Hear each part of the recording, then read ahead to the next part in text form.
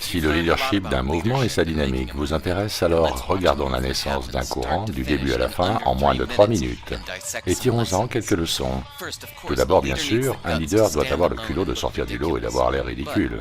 Mais ce qu'il fait est très simple, c'est presque instructif. C'est la clé. Ce doit être facile à suivre.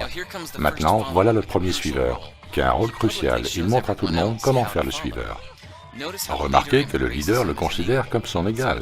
Donc, ça ne concerne plus seulement le leader, mais les deux ensemble. Notez qu'il appelle ses amis à se joindre à lui.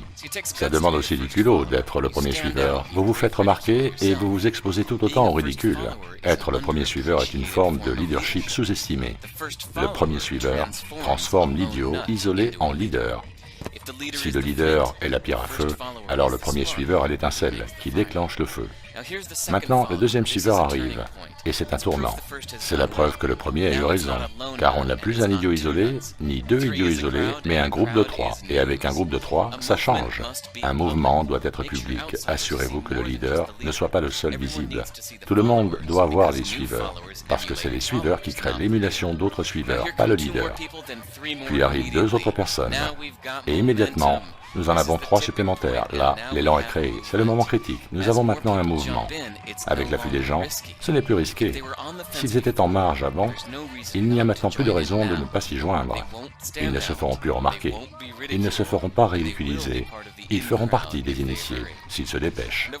Et dans la minute suivante, vous verrez la foule rester à l'écart s'y joindre également, de peur d'avoir l'air ridicule de ne pas le faire. Mesdames et messieurs, vous venez d'assister à la naissance d'un mouvement. Donc résumons ce que nous avons appris. Si vous êtes une version du danseur solitaire sans chemise, rappelez-vous l'importance d'accueillir les premiers suiveurs comme vos égaux. C'est le mouvement qui compte, pas vous. Soyez public, soyez facile à suivre.